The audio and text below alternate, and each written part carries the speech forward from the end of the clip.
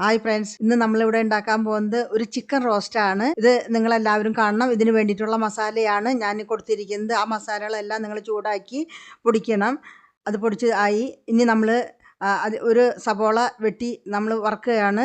അത് ചോപ്പാവുന്ന വരെ വറുത്ത് നമ്മൾ കോരിയെടുക്കണം. അത് കഴിഞ്ഞ് നമ്മൾ 1 കിലോ ചിക്കനാണ് എടുത്തിരിക്കുന്നത്.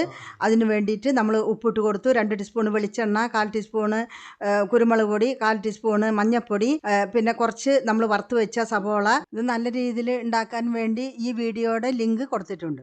ഇത് ഉണ്ടാക്കാൻ വേണ്ടി നമ്മൾ ചട്ടി ചൂടാക്കി അതിൽ 2 ടീസ്പൂണ് നമ്മൾ വെളിച്ചെണ്ണ ഒഴിച്ച് കൊടുത്തു. പിന്നെ കുറച്ച് ചുവന്നുള്ളി ഇട്ട് കൊടുത്തു, 2 പച്ചമുളക്, അതേപോലെ തന്നെ ഉപ്പ്, വേപ്പില, അതേമാതിരി തന്നെ ഗരം മസാല ഇതെല്ലാം ചേർത്ത് കൊടുത്തു. നമ്മൾ ഇളക്കി പിന്നെ അത് നമ്മൾ അടുപ്പത്തേക്ക് വെക്കുകയാണ്. 5 മിനിറ്റ് നേരം വേവിച്ച് നമ്മുടെ ചാനലിൽ ലൈക്ക് ചെയ്യാനും സബ്സ്ക്രൈബ് ചെയ്യാനും മറക്കരുത്. അങ്ങനെ ചിക്കൻ റോസ്റ്റ് റെഡിയായി കഴിഞ്ഞിരിക്കുന്നു. Hi friends.